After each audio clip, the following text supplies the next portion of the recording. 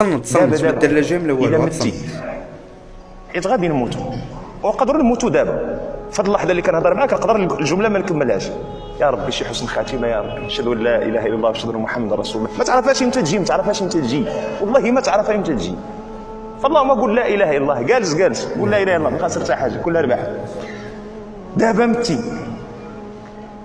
وبغاو يجبدوا الهاتف ديالك باش يعيطوا لصحابك والخوت والحباب والاسره وداك الشيء، يقولوا لهم سميتو ويكتبوا في الحساب ديالك على الفيسبوك، كتبوا راه هذا حساب فلان، فنطلعوا نعلموا يعني نخبركم انه قد توفاه الله عز وجل.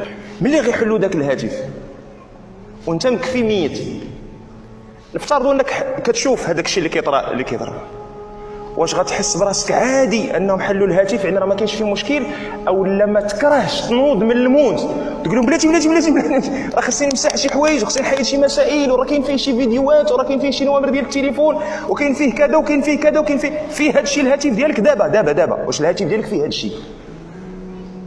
وإلا فيه هذا الشيء حيدو صاحبي قبل ما تموت. علاش غتسنى تاي؟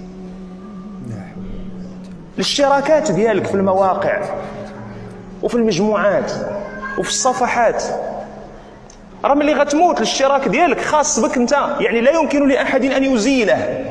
ومشى كلمه السر مشات معك، يعني ما كاينش اللي غيمنع داك الاشتراك، غتبقى انت مشترك ومحسوب على انك داخل تلك المجموعه الماجنه او الداعره او العاهره، وهي سيئات جاريه.